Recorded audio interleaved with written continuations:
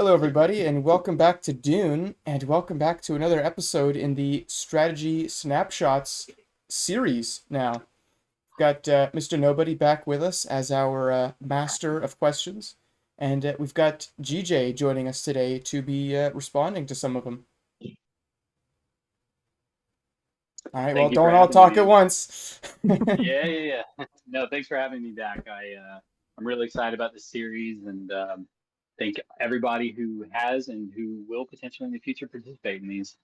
Yeah, I hope to get all the regular playtesters in one of these at some point, because I think we all have very interesting play styles. May not be Yes, I necessarily would definitely good, agree to but that. interesting. Yeah. If someone can glean any sort of strategic insight from this, then it's mission accomplished. Mm-hmm.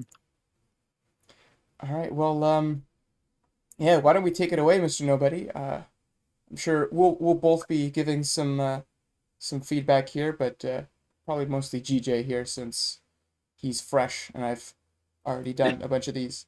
So yeah, let's Of take course. us away. All righty. All right, GJ. So basically, just to kind of give you a brief rundown of what to expect, we've got six questions that we're going to ask. We're going to kind of give you a chance to answer kind of in a general sense, and then we'll ask some follow-up questions to get more specific and more dialed in on some detail. All right, so question number one. So, in any given game of Dune that you go into, do you go in sort of with like a macro strategy or sort of like a plan? And if the answer is yes, but it depends on which faction you're playing, like for example, if the answer is no when you're playing the BG, but yes when you're playing the guild or something like that, it's okay to kind of split your answers like that. But sort of generally speaking, first, like when you go into any game, like do you have like a plan sort of already orchestrated in your mind? Might come both as a surprise, but the answer is no. Absolutely not. I play very much by instinct and feel, which, as I said earlier, it may not necessarily be good, but I find it fun. I find it interesting. I find it engaging. So I generally take each game as its own little puzzle. I take experience from every other previous game I played, but it's each one has different factions, different people, which is a huge part of this game, different positions, different placements, different cards, different traitors, different literally everything.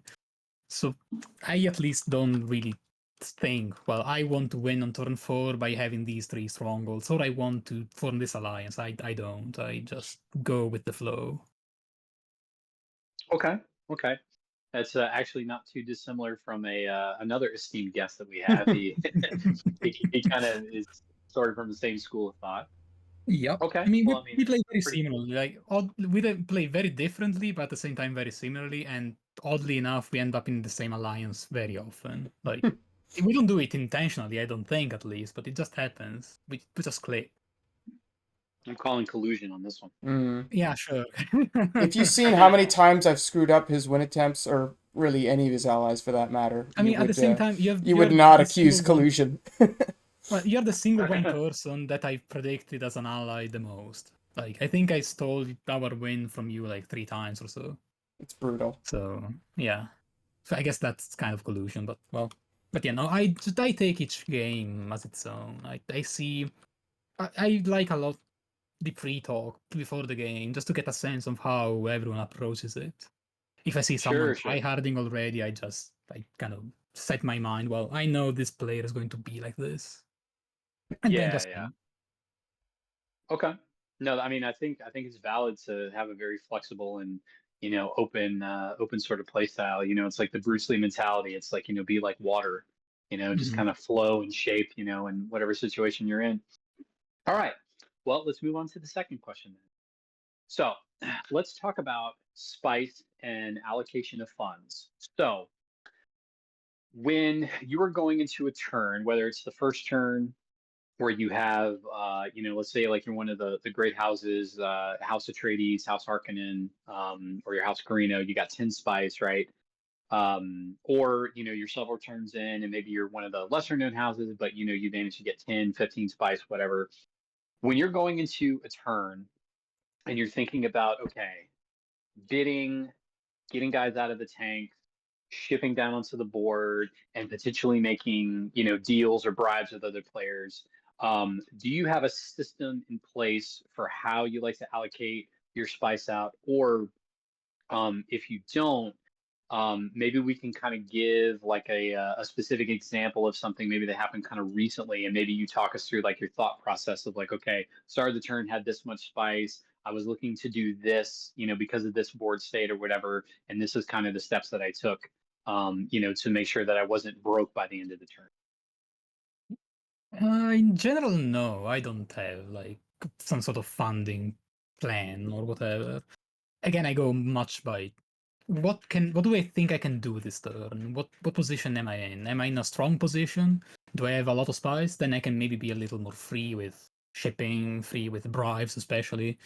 If I'm already down, I'm trying to recover, I'm trying to hold my ground after a lost fight or whatever. I try to be a little more conservative and kind of play the long game. I, unlike Jaded, try Hmm. to not play broke, not too much at least.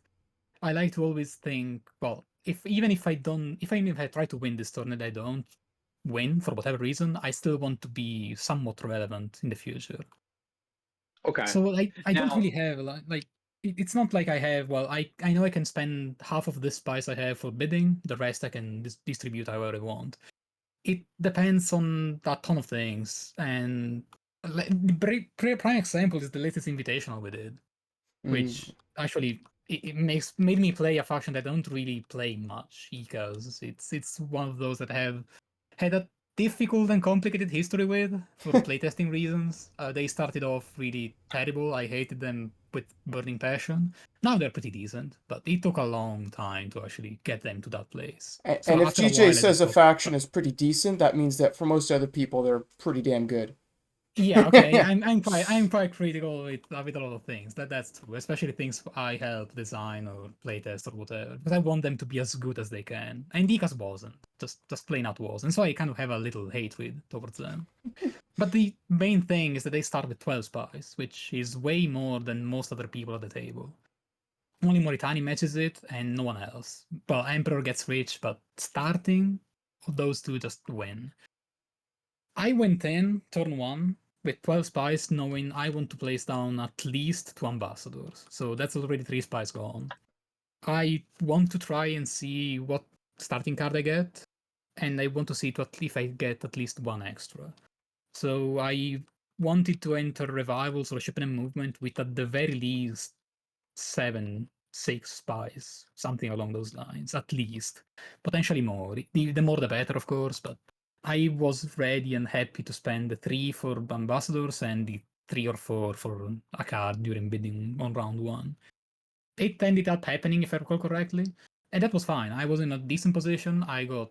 Well, I had to stop a win in Arakin, and I ended up spending way too much, but it kind of kind of worked out in the end.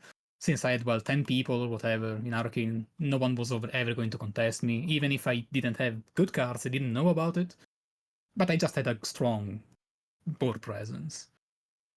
And then it kind of went downhill when I got absolutely screwed over by a fight I thought I could win and was a 50-50 shot. And in that case, I did misplay. I did spend a little too much on shipment. I should have done some sort of planning. I did not do it because I don't like to do it. I was confident I could win it. I like taking chances. If it's something can or cannot happen, it's a 50-50 shot, I'm taking it. I like the thrill of can I win this? Because if I do, it will make for an amazing story. And if I don't, well, I try at least. I will remember that moment. I didn't win. I risked. I spent a bit too much, so I was a little poor in the end. And from then on, every single turn was like, well, I have at most 1 card. My objective is to try and get spies somehow. Be on a spice blow. Try to maybe bait a traitor here and there. Make some deals around. I tried, didn't succeed because some sort of Chome player decided to hate me and follow me every single place I went to, but that's another point. But my objective was like, play slow, try to build back, because I still had troops in Arkin. Still had a presence. I'm Ikas, my alliance ability is really good. I just need that one little push, that one little tick to really be in a dominant position again. Game Okay. ended before it could happen, but yeah. I'm gonna butt in here for Well, a minute. I'm gonna say, what factions would you say you play frequently that are all kind of different categories? Like as an Ooh. example, I kind of contextualized all my answers with, Emperor, Ekaz, and Tleilaxu, who are my favorite factions that all play very different ways. So, I mean, I know you like Hmm. Bene Gesserit, uh, so maybe Yeah. what Well, sort of other faction specific input hmm. could you give? Let's assume I'm playing advanced for the Yeah, sake of easy. BG. Um, BG I play for prediction most of the time. Um, so spies for me is very weird because I as BG don't want to really be the murder people that goes around and voices everyone to just get their leader dead. I try to play sneaky. I try to hide from fights, bait people into fighting me, flipping when necessary, and really being spice poor most of the time. That's kind of like how I play BG. I hardly ever have more than 7 at any given moment, which is not bad, but in advanced and for a faction that doesn't have an income effective other than Chum Charity, I try to be somewhat conservative and I play slow. So with them, I do not really have a budget, as I said, but I try to focus more on the things that actually will help me win and synergize well with me. So, treachery cards. Whatever I get is probably going to be good. Information. If I know someone has a weapon or defense, I can play around it. Safe leaders. Yes, no one picks BG traitors. Yes, people do pick BG traitors. And face dancers are always a threat. So something that helps me synergize with whatever BG can do. I want to be able to spend spice to get that information, to get that advantage, and to really capitalize off of it. So it's very different, and it's a very weird playstyle of mine that seems to work relatively well with BG. I'll say. Um, to just like be always ready to sneak up on whatever opportunity is there.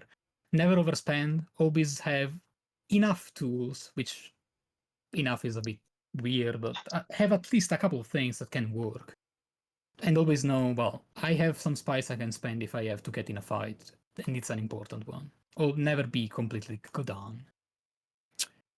Before this episode, I got asked to which three factions I enjoy playing the most. My answers were BG, Tleilaxu, and Moritani, which all three play very differently because Tleilaxu, I enjoy playing them just like BG, to be honest. To me, they are very similar in the playstyle. They oddly enough, up until turn 4, I play them almost identical. I try to build some sort of board presence or threat that makes people go, well, that player can do something now. So I try to make my economy as strong as possible as soon as possible, fight people, get my leaders dead, make deals about reviving other triple leaders, and spend that spice to gain the tools that will later enhance me. Especially for Tleilaxu, for me, treachery cards is the number one thing. Revivals I don't really care about. I'm Tleilaxu, I can get them for cheap or free even. I just want to be able to hold my ground when someone ultimately comes in and says, well, enough with your shenanigans, I want to just get rid of you here. So with Tleilaxu, I play much like BG. Just be very careful, be very slow, and always have enough, and always look ahead and think, if something happens, can I afford it? Can I still do it and be relevant later on? Which brings me to Mauritania, which is weird. I really don't know how to categorize Mauritania even, because they have so many things they could do, but they all rely on other people. Yes, you can play terror token down, but if no one triggers it, that terror token does absolutely nothing to you. Directly, at least. It doesn't move you forward, doesn't help, it doesn't give you spies, doesn't give you income, doesn't do much. Same for the assassination ability, it doesn't really do anything if they play that leader, or if that leader is not something you want, or if you just don't think you think you can get something more value out of it, or if just you cannot fight that faction. So Mauritania, I more than happy to be a little more reckless, I guess. Because I can hold my ground, I have a decent starting position with 6 in any stronghold, generally a stronghold at least, I decide. I have the threat of terror tokens that even if they don't trigger, they still provide quite a bit of safety around your troops or whatever territory you decide, really. So I can afford spending a little more for cards or spending a little more for shipment and go for those price flows that may be contested, so maybe a few people die. But I'm more than happy to really not be as conservative as I am with the other two. Most of the time this doesn't work for me, but that's just because I play Moritani terribly, not because it's a strategy that is a fault, I think. I just take those 50-50 shots, and with Moritani, most of the time I lose them somehow. I don't understand it, but that's just how it is. I like having options. I like keeping my windows open. I like knowing that I can still do something even if this turn doesn't go as I want it. Whatever faction I play, with these three, it's 3 different ways to do it, but I still always want to be able to be relevant and never feel like I'm just a spectator in a 6-player game, because that's not fun. And I want to play Dune for fun, first of all. Yeah, all three of these factions are really opportunistic in their own weird ways. They're always an element you have to consider. And even though Dune is generally a game you have to play on your feet, you can't really make hard plans in Dune. I'd say all three of these factions are that to the nth degree. They're a Yeah. lot more, more tiny. You see an opportunity for an enemy, you got to take it. BG, if you get like good intel on someone's hand and you can get an easy win with voice, you got to go fight that person. And play Laxu, you just got to be reading the table and figure out where to put forces to get the most people killed and in the tanks. Mm-hmm. I'd say, I don't know if it's tied or not, but like what variants are in play and what other factions are in play changes this dramatically. Tlilax with Homeworlds, suddenly you are so much more active, you are so much more. Well, I can send troops for free in revivals. That's massive, that's huge. That's spice you're not spending to ship to gain the same advantage you would otherwise have to ship for. So it allows you to be a lot more dynamic. It allows you to be a little more Moritani-like, little less PG, which I think is a playstyle that I really found interesting and fun, and it allowed me to win with Tlilax on turn 3 and 2 times in a row as well, which normally doesn't happen, but if you play it well, you can definitely exploit Tlilax's momentum just with the homeworld. They are a very weird fashion to play, but that's a whole different topic. Yeah, Bene Gesserit and Bene Tleilaxu really got changed a lot by Homeworlds, like more so than any other faction. Yeah. Probably why I love them as well, I guess. Like, homeworlds are just such an interesting added layer for them. So great. I'm really glad. All right, nobody. Why don't Well, you I think propel us along here, especially with these three sure, factions in mind? sure. I was gonna say it's a good segue into the third question. So, um, this is a topic that I've seen kind of argued on either side of the fence as far as turn two this happening.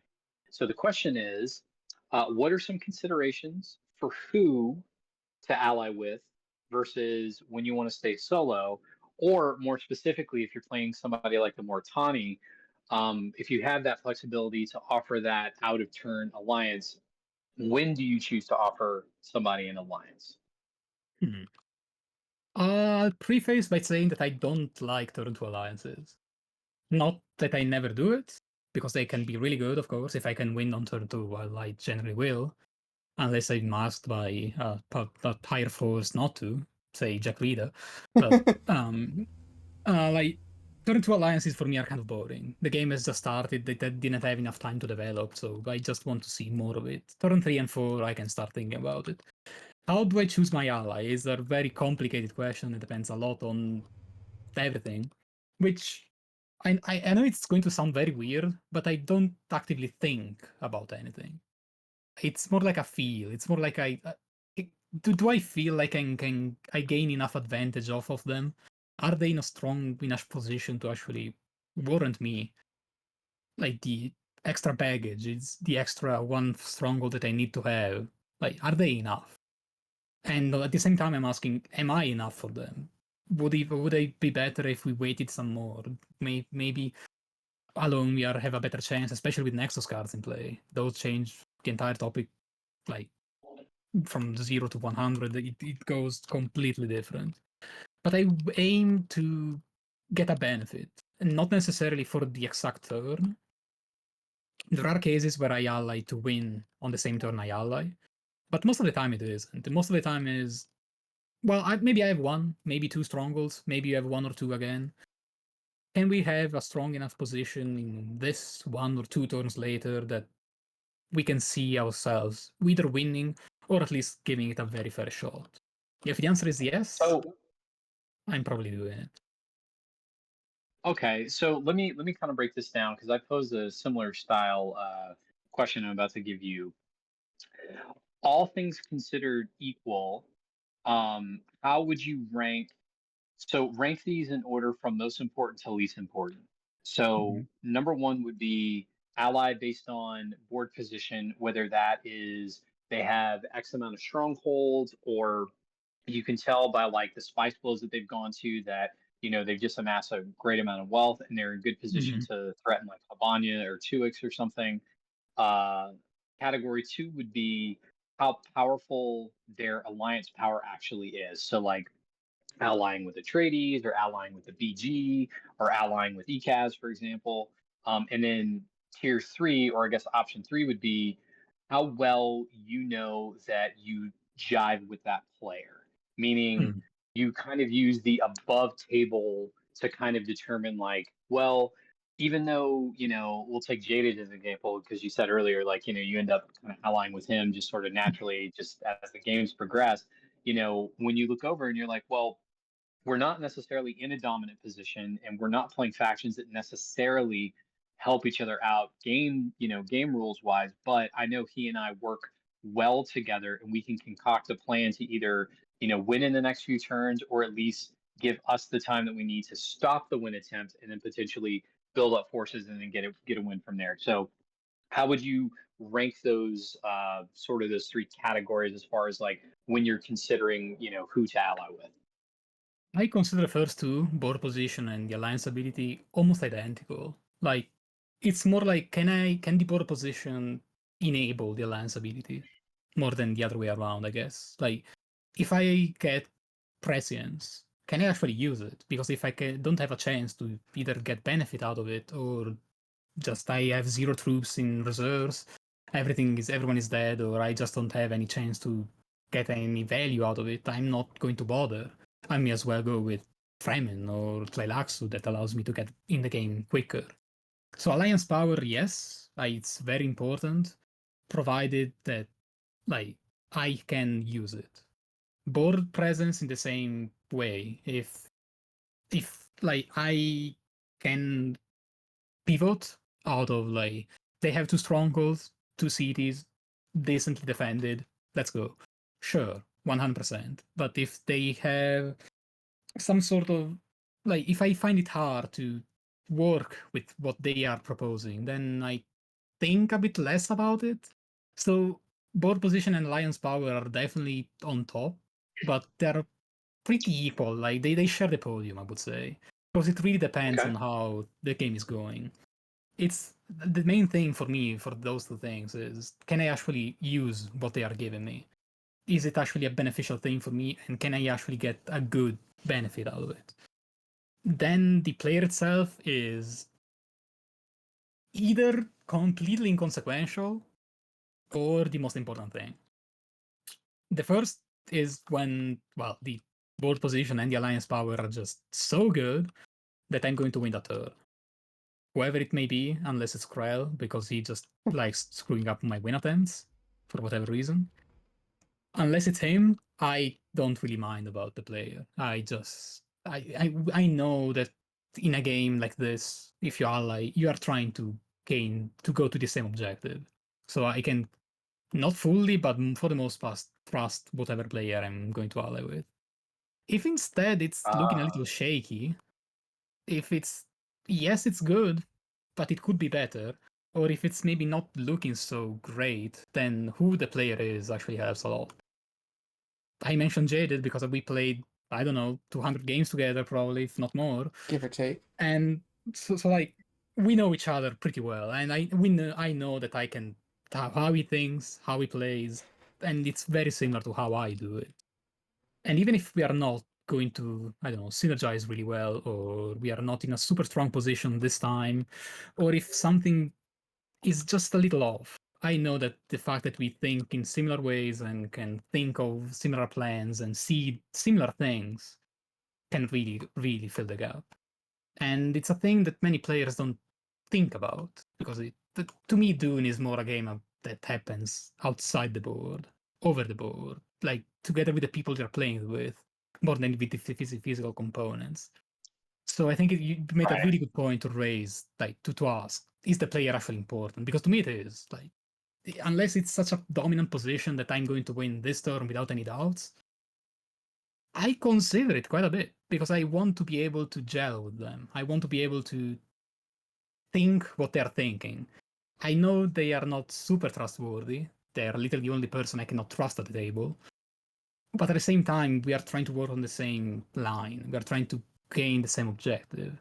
And especially for BG, which has the terrible for everyone but amazing for me ability of predicting who is going to win. Knowing how your ally is going to behave is extremely important. It's such a powerful thing to have because you can exploit it either in favor of your ally or against them. You can. I don't know how many times I asked JD to attack the HMS in Zero Depression just because I just couldn't do it. I could have, but I didn't want to, ideally. Then he did. We win. I win by prediction, and that's just great because I know he's going to do it. I know that he wants it. I know that if I know how my ally thinks, I can think ahead, and that's the thing I try to do. I want to be able to know and adapt to whatever is coming, and if I know who I'm working with, it's far easier to do it. Well, I guess this tags into the second part of the question, and we'll use Mauritania as a specific example. But when do you decide to offer that out of turn alliance to someone? Again, all things considered equal. Well, if you try to offer one, you are putting a massive target on your back. Because you are potentially breaking two alliances, yours and the one of your ally, well, your new enemy of my enemy ally. You're telegraphing the table, we are doing this. We are actually a threat now. Think of us as an actual people that can win the game. So it's something that you have to consider very carefully, and I like to do it only if I can see a way to win early, either this or at most next turn. For the simple reason that you require the knowledge that you are going to have the hatred of at least half of the table from then on. Everyone is going to say, well, you betrayed me. Well, consider yourself dead. It's not a great position to be in unless you can really go around it. Like, you have to be aware of it. Yeah. So I do it rarely, but when I do it, it's always it's never an impulsive thing, right? You always talk to them first. You invite them, you say, hey, look, I have two strongholds, you have one, you are last in turn order. If you ship here, we can do it. Two fights to win, GG, we can do it.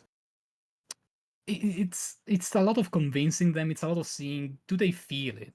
Because that's another thing. Allying out of turn, it's easy for Moritani, you can choose whenever you want it. It's not as easy for the other people, because they're committing to something they have no way out of. You have the freedom that you can do it again next turn. Another token, another chance. They don't. So your objective as Moritani is to like sell it. It's to find the proper moment to do it together with whoever you're trying to ally with, and really see, well, you know, it's going to be tough, but I'm confident we can do it. And if you convince them and you convince yourself, because that's another thing, it's sometimes it's bold, it's a bold move to say, I'm breaking up with my current ally just to go with someone else to win this turn. It's a risky thing. But if it works, it's such a great story that I absolutely love those moments. And Right. it's a lot of can I win early? Because if I don't, it's such a huge risk that I may as well try to wait one, maybe 2 turns for a worm, and then maybe next turn something completely different happened and the board state is completely changed.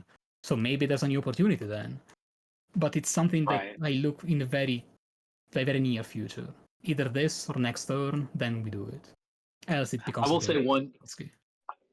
I will say one thing, and then we'll move on to the next question. One of the most useful things that I think that you can do if you're not necessarily looking to win on that turn or the next turn is to get yourself out of a poor alliance. So you ally with Mhm. somebody, and let's say for whatever reason that their tactics and their strategies for how they wanted to proceed in the turn was completely different than yours. They tried to, get you to maybe use some of your resources to help them. And you were like, listen, I just don't think it's the right time. They end up losing a bunch of fights, or, they were like, hey, listen, I'll go over here and attack this person if, you go attack them. And then it comes around to their turn in the turn order. And they're like, actually, I think I'm going to go get the spice instead. Well, now you're in a bad spot. It's a good way for you to be like, you know what? I think I'm done with this alliance. I'm going to offer it to this guy over here instead and just kind of get away from you. And, so that way they don't end up dragging you down.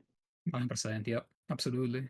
Because again, All you right. have the chance to do it. They don't. So it's a really powerful tool. Oh, of I'd course. Yeah, yeah, actually yeah. Okay. like to ask a quick pointed question, and that is, Hmm. what does how does your prediction impact your likelihood to ally with a certain faction, and also like how soon it's coming up? Like, is it 3 turns away or only two? How likely are you to ally or not ally with a faction just because of your prediction? That doesn't matter. Oh, The faction damn. itself doesn't really matter, no. The player matters, the faction no. I if it's coming soon, TM, say in 3 turns, then I care much more about can I use the player? Can I can I convince them to do things I want them to do? Can I make the board state as I want it?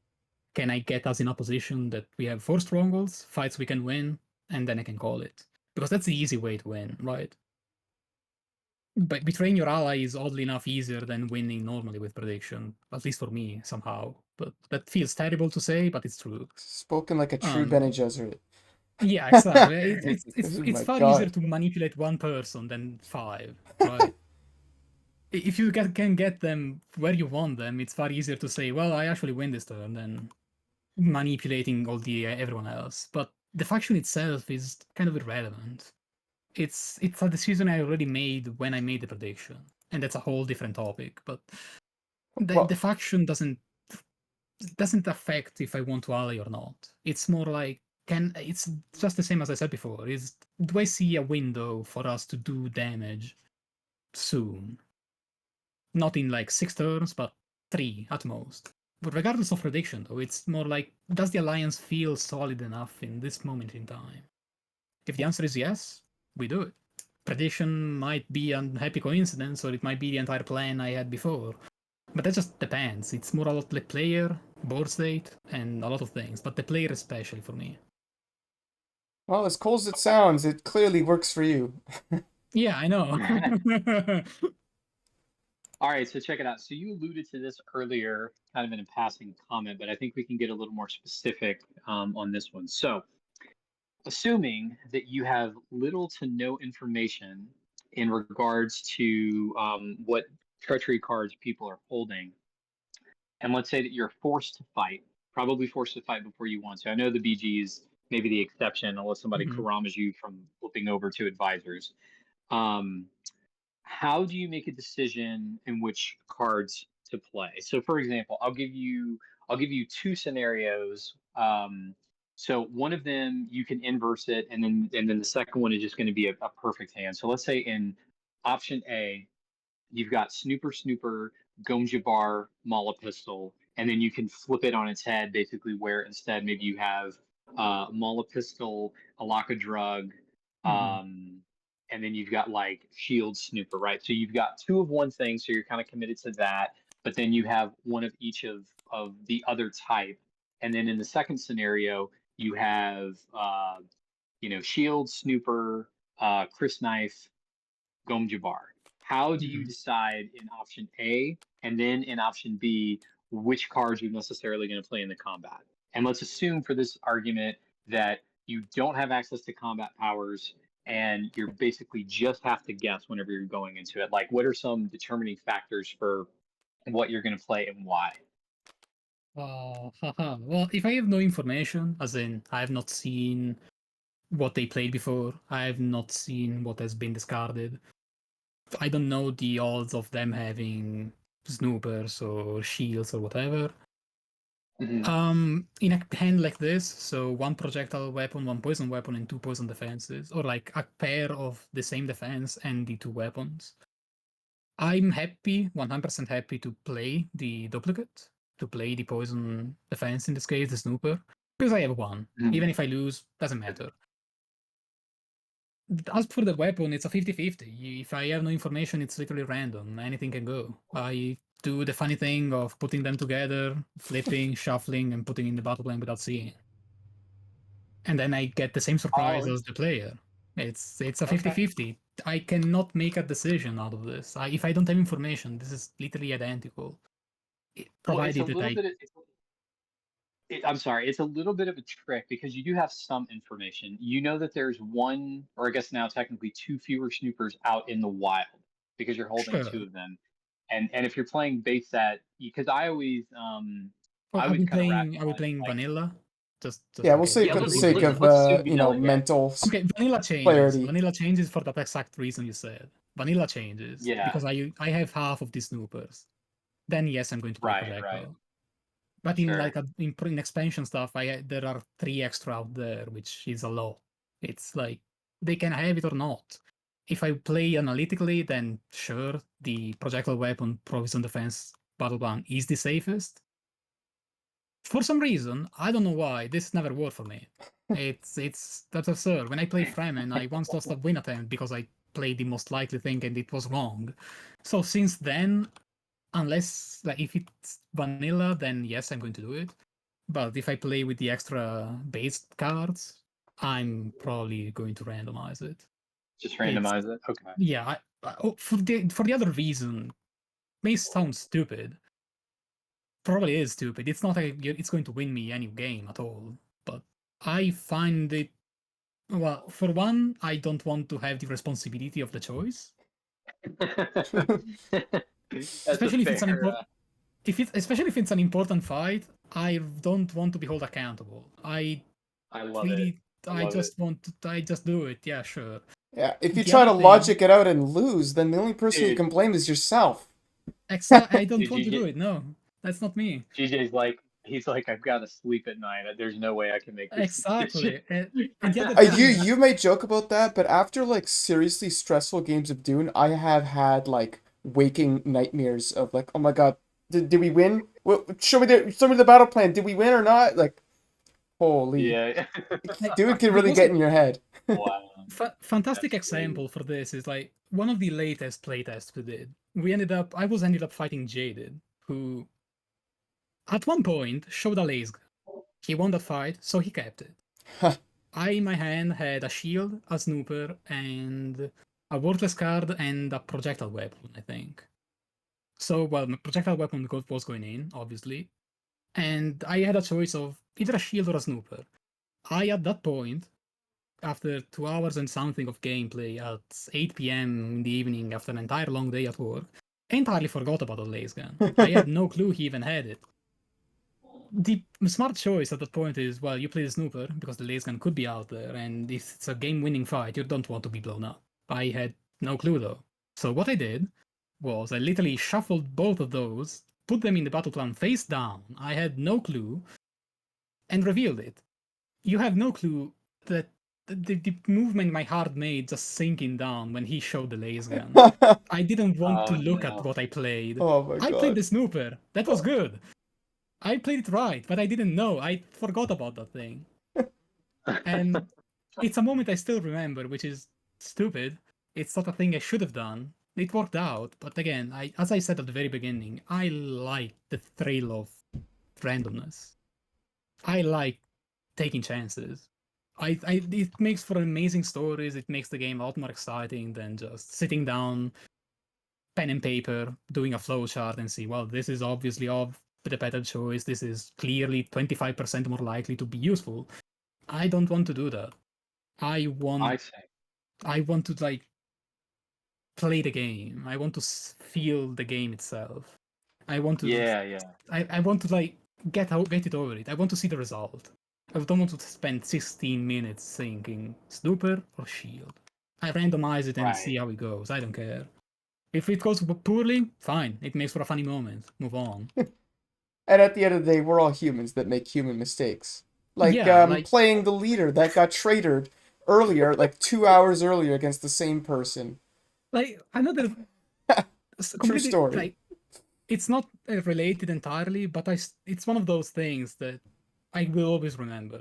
I was teaching a game to someone on TTS. They had never played it before, and they were convinced that to play a traitor card, you had to play it in the Oh, battle plan and reveal it together with the battle plan, not after as it's normally seen. So for them, it was a guess what leader they were going to the opponent were going to play, and if they had a traitor. This person put the Ixian's 2 leader in their battle plan, like the traitor card, because they had it in their hand and were convinced it worked that way. And they called it. The absolute craziness of A, revealing your traitor, B, playing it wrong, totally fair, new player, I understand it. But revealing such important information as your traitor without even asking someone else, an external party, on how that will work again, and calling it makes it for such a moment that I want more of those. I still insane. remember that after 2 years of it. I want more of those. I That's think I was in hilarious. that game, That's or at least amazing. Yeah, something you similar were. happened. Oh, it's beautiful. It's I'm a gonna start beautiful doing It's that moment. now. I don't know, guys. I'm like seriously gonna start doing that now. Just be like, dude, I thought this is the way it works. it's amazing. That's I do. amazing. Doom That's for me is hilarious. this. Doom for me is those moments of absolute zero odds that work out. Yeah. I love those moments. That's why I love playing Oh, that's BG. fantastic. All right. Well, speaking of BG, it's only actually loosely related. I don't know why I said it like that. Okay, so I have two questions that are tied into each other. The first one I want you to answer as close to the question as you can, and the reason why is because there's a follow-up question that's probably going to address the other things that you're going to want to say after I ask this Okay. question, and it'll make sense when I ask it. All right. Uh-huh. Um, Okay, so we talked about Dune being an above board game. So basically it's the interactions, it's the camaraderie, it's the laughter, it's the in-game frustration and the anger, it's the, oh my God, like Krell, I can't believe you screwed this up for me. Like we had this in the bag. Like why did you do that? You know? But there is a diplomatic aspect to the game. And this is something I really want to dive into. So when you're at the table, when you're thinking about bribes and deals, what are some things that you're looking to achieve in regards to when you're making deals, and the type of wording that you use? And I want you to be as specific as possible. And then again, once we get past this, I'm going to ask a follow-up question that, again, will probably fill in the gaps of some of the other information that's missing from this question.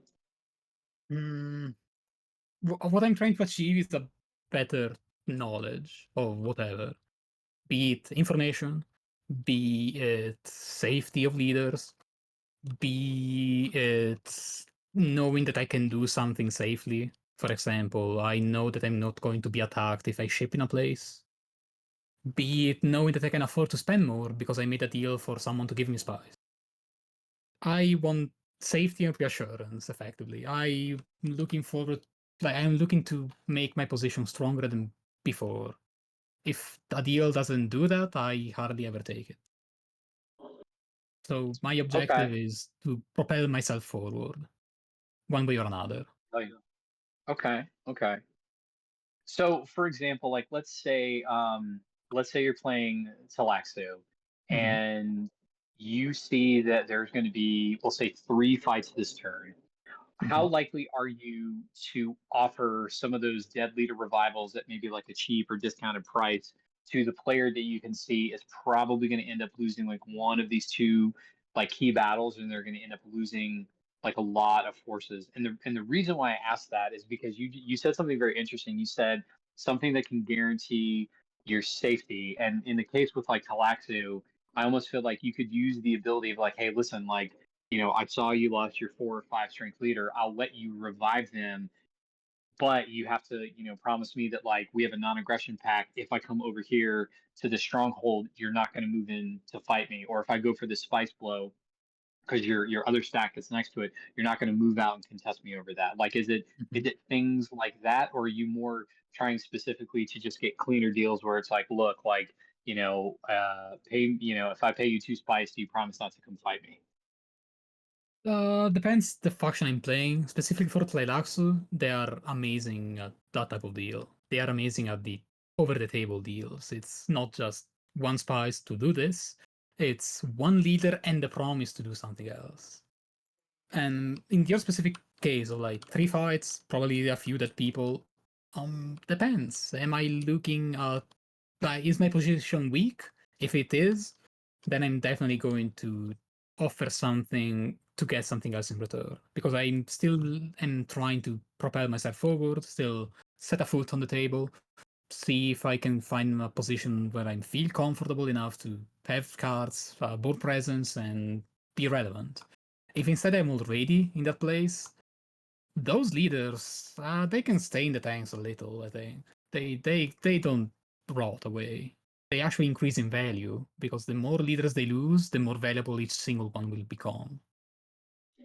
So if I can wait for them to lose maybe another, maybe become my ally, maybe they kill one of mine and I take theirs in the advanced game. I try to be a little more conservative than many other people if my position is good enough. If instead I'm still looking to get to that place, 1 leader, I try to not give too many 3 leader revivals, since it's your bargaining chip, effectively. I try to hold back a little. I try to, well, not offer them immediately, but like kind of make them a commodity. I want people to go after them. I want people to look for them. I kind of want to create some sort of scarcity in the leader economy, which sounds extremely odd, but it's kind of true. You have the unique ability to say that dead leader is not dead anymore. It can be used again. It can do a ton of things. So it's kind of really in your own interest to manipulate the economy to the best of your potential. If you can get enough value just by handing them out and getting promises, spies, positions, information, whatever, do it. It's absolutely good and you should do it. If instead you don't necessarily need, like you are not in dire need of spies or whatever, being able to make those deals later on, when maybe you are down, maybe you lost a fight or two, you tried to go for a win, didn't work. Now you have the ability to make those deals again and get back up. I think it's a really important thing. So for me, making deals is, I cannot by feel. Can I feel like this deal is worth it? And most of the time it is. Like, I'll be honest, it's 90% of the time I will say yes to a deal. But there are cases in which I see it would work best for me in 1 or 2 turns. I'm going to wait. I'm going to say, I'll consider it. Let's think about this next turn. Let's see how this fight goes, and then we can talk about it. Because I don't want to then be bound to something I maybe don't want. Yeah, no, I mean that makes sense. I mean, I do think keeping your options open is a very powerful way to leverage any sort of, advantage or any sort of deal that you're trying to concoct to kind of, make sure it's, if it's not mutually beneficial, it's at least, 51-49 in your favor. Mm-hmm. So the follow-up question then becomes, what factors determine who you decide to bribe or deal with? Well, most obvious thing is, what am I looking for? What is the commodity being offered? Information? Well, it's Atreides 90% of the time, or Harkonnen for traitors, or X in some cases, depending. That's about it. Looking for revivals, I'm looking at either Emperor or Fremen for the Alliance abilities, or Tleilaxu for, well, their own innate ability. Am I looking to be safe from attacks from someone? It's most likely going to be Harkonnen the one harassing, so may as well talk to them and see what they think. But in that case, it's really depending on how the board state is looking like, where there are spice blows, what am I going to do, how weird thing. What is the relationship between me and that player in that game? Because it's another part that not many people think about. But if I already betrayed them, they are probably not as likely to make a deal that is favorable for me. So I try to maybe look for someone that can give me similar things for a cheaper price. So it's a lot of what am I going to get? What do I want to get? If it's information, it's obvious choice. I'm going to those that have the information. It's revivals, it's going to be to those. It's spies, pretty much anyone other than me probably in any game. But it's a lot of how do I think the balance between how I move forward with the information I get and they move forward the thing I give them, most usually spies, is. I also don't want to make a strong faction stronger.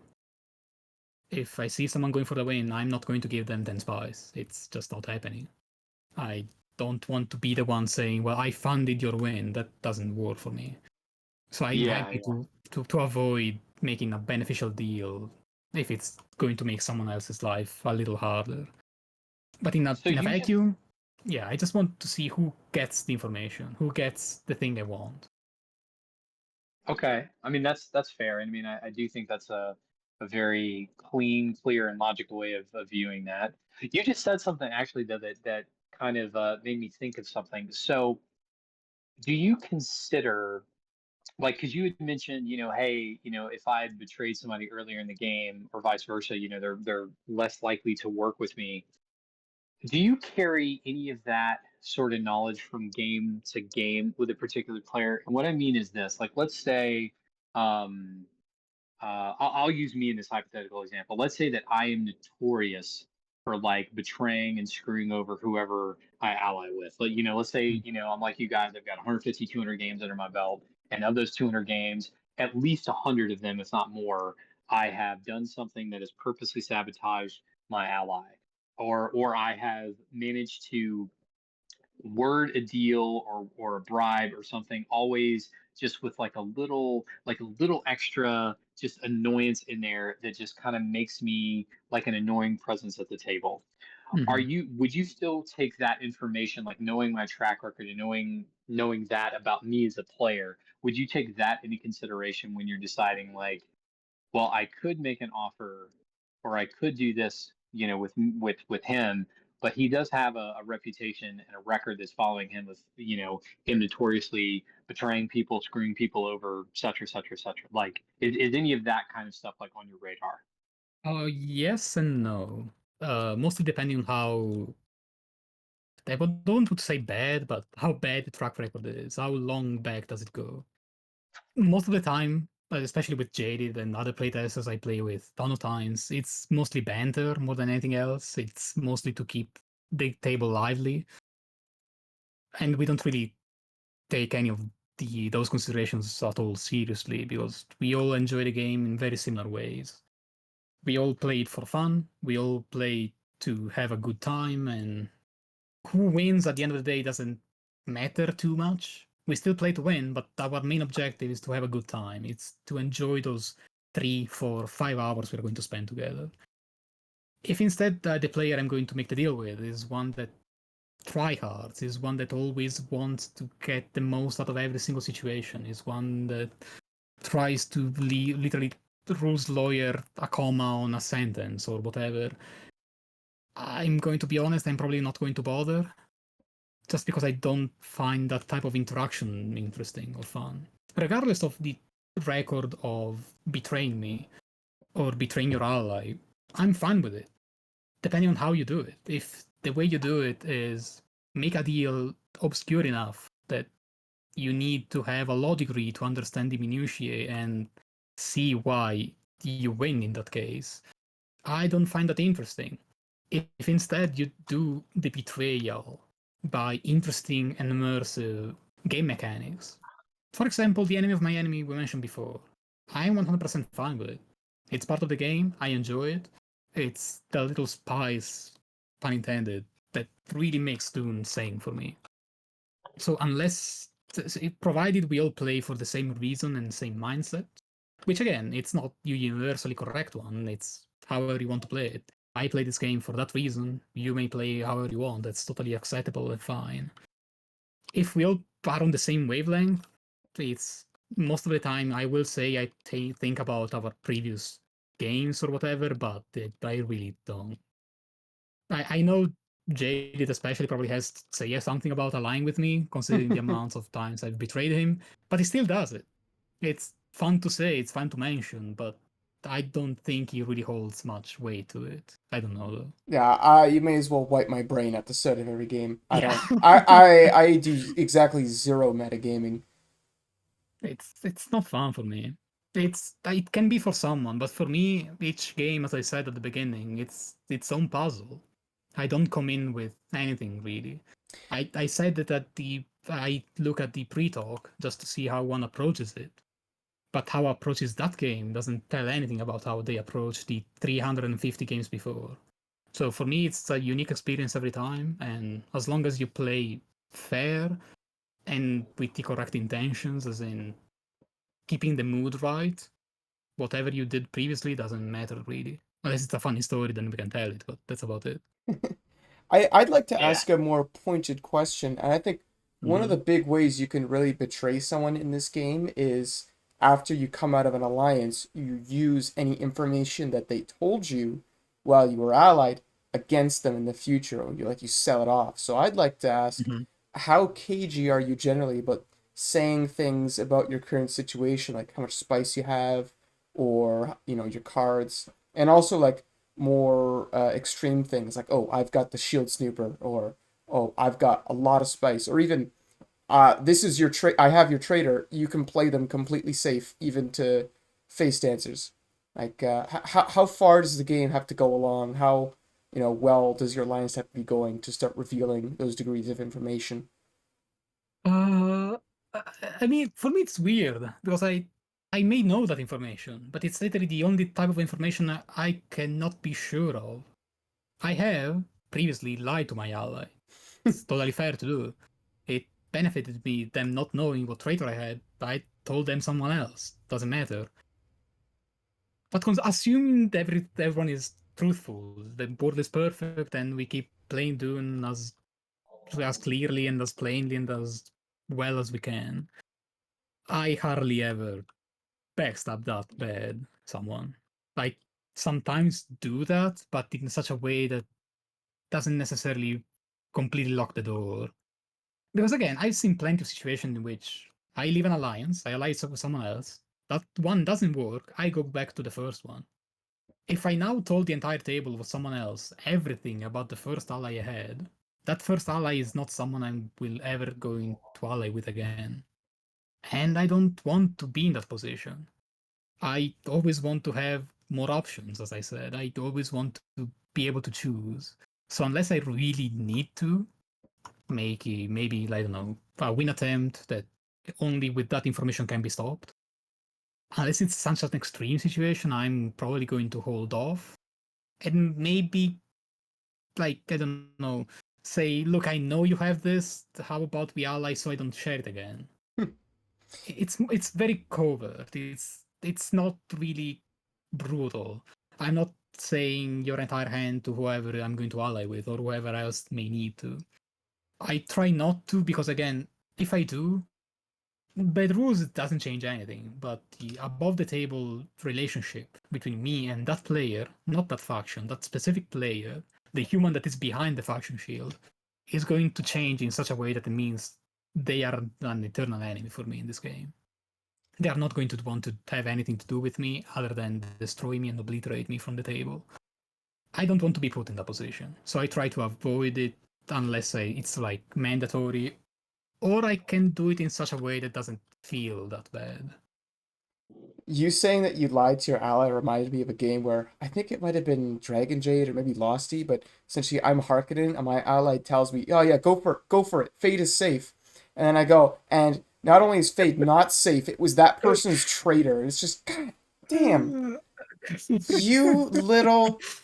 Yeah, And it's like the other and person again, had no clue how safe Fade was. Like they hadn't. It was mhm. just a unfortunate coincidence, but it's just hilarious sometimes Again, how it's a one of little those white moments. lie can be Yeah, catastrophic. and again, you still remember that moment to this day. It's those things that I love from this game. Oh yeah, So if instead that player told everyone, so he has this traitor, this card, this card, this card, and has seen these three things and has 15 spies, you're probably not going to have a pleasant memory for that game because it's yeah, fine, it's by the sucks. rules, but it's not a interesting way to play. It's not a fun play. It's not what I enjoy. If you instead do it very covertly or try give like missing information, give only parts of it, give say that they have a weapon but don't say which one, maybe that make they it can make for such interesting and amazing stories that at the end of the day it's why I play this game. I want to make memories. I want to spend those 2 hours in a way that I'm going to go out of the room happy I spend those 2 hours in front of a screen, because most of the time I play on TTS. I want to live those moments, and if I just betray someone, it's me and them are probably not going to have an amazing time from then on. Yeah, there's no great memory I have that I would trade for like to have won 10 games of Dune instead of that happening. Yeah, I Good concur. memory trumps any game result. Absolutely. Well, why don't we end on that, GJ? Why don't you actually this with, if not your favorite, one of your three favorite memories of Dune, and then we can out after that. Oh, probably my is not for a game I played. It's but not a. It's a game I. It number 5. It showcased the most beautiful thing that can happen in an alliance when two people are forced stuck in an alliance and they absolutely hate each other. It was, I believe, Central playing PG and Cruella Atreides, if I'm not mistaken, I or think the that other was way it. Yeah, around. It was turn 8 or 9. They were allied. The worms were all gone, so until turn 10 they were stuck. And they previously did exactly what I described. They betrayed each other. They effectively backstabbed them 3 or 4 times. So the alliance was purely out of convenience. BG Atreides, as everyone knows, is a really powerful one in the right conditions. But no one really managed to win that game because there was a lane Karama that was full phase, so it meant that BG was basically useless. So that threat basically meant they could never go win. But the interplay between the allies, the fact that they withheld information between them, they withheld abilities. Prescience was denied to the allies, so was voice.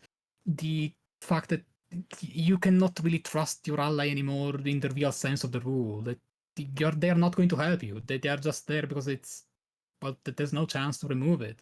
There's no chance to break the alliance. I find that extremely amusing because it's so incredibly Dune that the person, even the worst moment of the game, at the very end, after 7 hours of game, you're still stuck in an alliance and you still have to make do, even with the person you probably hate the most at the table. And I still remember it after how many years? 3 years by now. It's it's such a it's one of those things that I will never forget. A game that I was a played, hilarious game. yeah, I the think entirety of it is amazing. I think what it was is the BG had predicted their ally to win, and then Mhm. a third player convinced the BG's ally to ask if it was the prediction because Oh it yeah. seemed kind of Oh, off. And he's like, no, and no, it I was. trust my ally. I trust my ally. He wouldn't predict me like that. I said, just do it. You have the truth trans. You don't need it to win. Just use it. And they did. And it turns out the prediction was for that turn. And it's like, well, now they hate Oh each other, but they're stuck in yeah. the alliance. I think it might have actually been BG Emperor, and it's like, well, you're not getting voice. It's like, oh, well, you're not getting spice for this card I then. it's amazing those things. But for a game I specifically played, ooh, that's a tough one. Probably one of the play tests for expansion 3, which I can happily now talk about because everything is out. It's probably the only turn 10 game that I thoroughly enjoyed playing from start to finish. There was no guild. Well, actually, there was a guild that I was playing. There was Fremen that Krell was playing. The other faction I do remember, we were playing with Homeworlds, and Guild and Fremen spent the entire game back and forth invading each other. Was it useful? Absolutely not. Was it extremely hilarious to see? Yes, 100%. In the end, Guild won by stall out, but this story that was made between the just invading out of pity, out of annoyance, out of, well, you invaded me, now I invade you. Those little dynamics that are so pointless because they don't win you the game. Like, they just don't. But the fact that both players have that synergy, have that chemistry between them, it's really what makes Dune such an amazing social experience. If you have the right group, the right time, and everyone just enjoys the same kind of vibe. It's a game I remember not because of how it ended, not because of what I did, the fights I fought. I honestly don't remember a single thing about that game other than the back and forth between two factions that just use a new mechanic we were testing, so it was extremely new, extremely volatile. It could have gone away the next game, we didn't know, so we wanted to make the most out of it. And I think that one really showed off why Homeworlds are among my favorite variants in the entire game. Why pettiness, for the only sake of doing it, not winning, just fun of it, banter between players, and just the general vibe is so good. I love this game for the stories it makes. I don't care if I win or lose. I'm interested in having a good time and enjoying every single second of it. I think it's great when you have two players who are just at each other's throat and they just absolutely hate each other, but you can laugh at it because you know it's just, within the confines of the game. Mhm. That's always a hilarious moment, and that's something you really can only get in board games, and Dune especially. It's just bitter rivalries, and the homeworlds do provide a really good way to just keep attacking that person you hate, even if they do leave the board. Mhm. All right, and you know Well, what, GJ, Mr. man. Nobody, give us a memory you have. We're all sharing today. No one's Oh, escaping. a memory that I have. Wow. Uh, memory that I have. Yeah. So I was playing in a game with a player named Kiwi. I haven't seen him or talked to him in a while, but he's a gentleman. I think he's from New Zealand, and he has such a wild, loose way that he plays the game, and is just chaotically wonderful. Like it's fantastic. And there was two other gentlemen that I played with. One of them's name is Apollo, and the other one's name is Pong. And we were in it was a six-player game, and Kiwi was playing the Freeman, and every single turn, he would put a stat like all of his reserves into the polar sink, and he would start with the Harkonnen, and he would say, "If you don't bribe me 5 spice, I'm sending everybody in there." And he would show them the last gun. He would literally take the card, and he would be like, "And I'm taking everybody with me." So 5 spice win his way, and he's like, "Thank you for doing business, Atreides." And he showed him the card, and Atreides would just immediately give him the money, and he'd be like, "Thank you very much." And then he took one troop, walked over to False Wall East, blew the shield wall, and got him out of there anyway. And I was just like, "You are the greatest player I have ever seen in my life." That was I amazing. think I It remember this was, game. That Yeah. was a oh that my was a god, hilarious dude, moment. Technically dude, legal yeah, because he didn't blow him up with the last gun. He used the topics. wow, Oh, yeah. And I was just like, I remember I asked him voice chat. I was just like, who taught you how to play this game? And his answer, he's like, dude, he's like, I just went on Treachery Online. He's like, the bots are out of their mind, and that's how I learned how to play. And I was Oh, like, wow. I love Okay. you, dude. I was like, I love you, dude. This That's is so good. insane. Oh, So he's yeah. before we close, I want to shout out another moment that you made remind me of. It was a game where Harkonnen held three traitors of another faction. So this Harkonnen player goes, "We are going to fight. I have 3 traitor of yours. Oh Let's yeah. make a deal. I'm going to throw to you, as in I'm going to play my lowest leader, no weapon, no defense, no dial, nothing. But you have to randomize the leader you're going to play. If that leader is a traitor of mine, I'm going to call it, otherwise the win is yours. This type of deal is so outrageously absurd that I love it. It's one of those things that why would you take the chance? Why would you take the chance? It's 3-5. It's a lot. But at the same time, can you really resist it? Can you resist the idea of, well, I pulled it off. I actually won that fight. I actually won those odds. I won those 60% odds of losing the fight. I never had the chance and pleasure to play with those players again, sadly. But it taught me that deals don't have to be just I give you 2 spies, you show me a card. Deals can be wild. Deals can be as incredibly convoluted and absurd as you can think of. And that's a thing that can only happen in this game, I think, where deals are literally you can do whatever you want. Anything that is legally by the rules, you can make a deal with, including traitor calls, including showing the last gun and saying, I'm going to move everyone if you don't pay me 5 spies. And that's just beautiful. Those moments is just are so incredibly good. I will never forget them. Yeah, no, I think you're 100% right. I mean, this game to me is a mix of a a very tactical, strategic, very think your way out of problems kind of game, information gathering with variable player powers, very asymmetric, but then it's got this this wild west sort of vibe to it that is just it's so good.